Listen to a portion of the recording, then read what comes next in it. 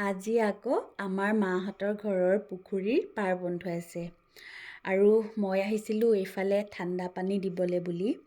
যিহেতু মাও স্কুললৈ গ'ল, বৌও স্কুললৈ গ'ল আৰু দাদা দোকানলৈ বুলি গ'ল। আৰু এইফালে ইয়াতে কাম লাগি থকা বাহঁতে ক'লে, তই ভিডিঅ' বনাও নহয়, আমাকো এটা ভিডিঅ' বনাই দে আকৌ। সেয়েহে ভাবিলোঁ ভিডিঅ' এটা বনাই দিওঁ বুলি।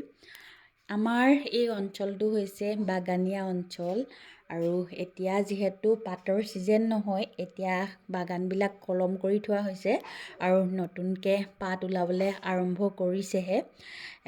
তেওঁলোকে ক'লে আমি এনেই আছোঁ এতিয়া বাগানত, যিহেতু পাত তোলা কামো নাই, আমি মাটি খন্দা কামটো কৰিব পাৰিম বুলি।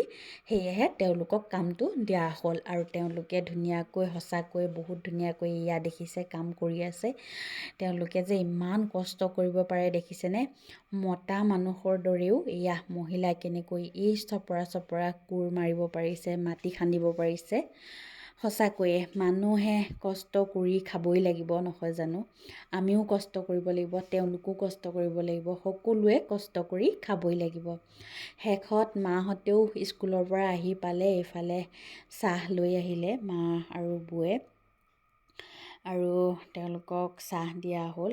আৰু আমাৰ ঘৰৰ পৰা যিহেতু পুখুৰীলৈ অকণমান দূৰ হয়, সেয়েহে মানে এনেকৈ ডিছপ'জিবলৰ গিলাচতে চাহ দিয়া হৈছে আৰু বিস্কুটো মানে এনেকৈ পলিথিনতে ভৰাই লৈ অহা হৈছে। আৰু মানুহো কেইবাজনো আছে নহয়, কেইবাজন মানে মতা মানুহো আছে।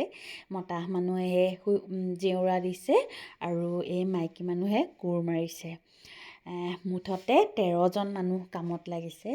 আজি অৱশ্যে দুজনমান বেছি হৈছে, 13জন হৈছে। আজি দুদিনমানৰ আগত 10জন আছিলে, 10জনে কৰিছিলে, এতিয়া 3জন বাঢ়িলে আৰু 3-4 দিনমান কাম হ'বগৈ আৰু।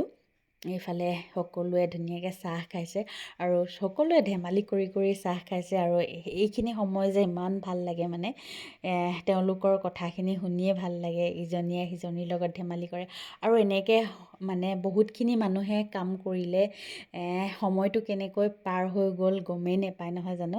সকলোৱে মিলি জুলি হাঁহি ফূৰ্তিৰে মানে ধুনীয়াকৈ কামটো কৰি থাকে আৰু বেছি দিন কাম নালাগিব আৰু হয়তো 2-3 দিনতে শেষ হৈ যাব বুলি ভাবিছোঁ। এতিয়া বতৰৰহে কথা, বতৰটো কি কৰে।